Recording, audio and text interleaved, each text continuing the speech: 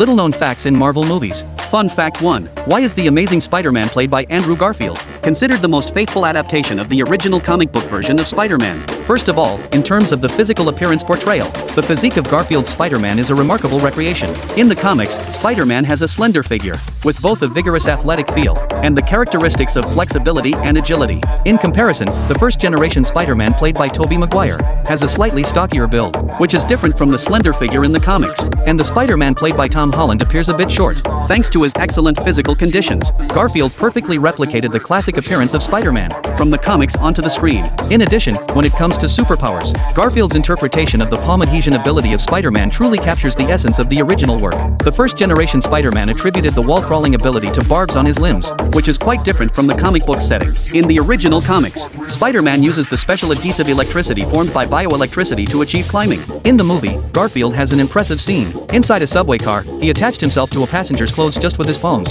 This kind of adhesion effect can never be achieved by barbs, and it can only be explained by the principle of bioelectricity.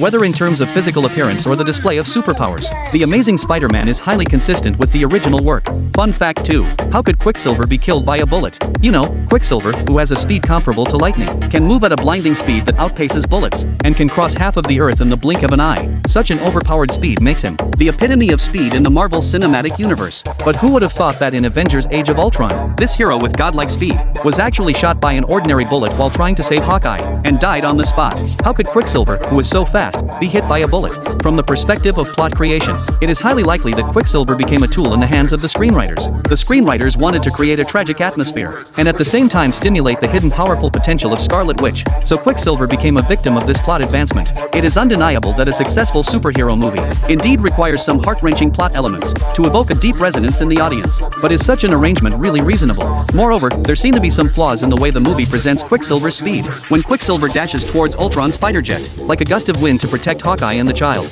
even though slow-motion shots and cool special effects are used, his movements seem to be not much different from the speed of a bullet. This may be due to the limitations of the movie production technology, and precisely because of this, the audience has a serious deviation in their perception of Quicksilver's extremely exaggerated super speed as set in the movie.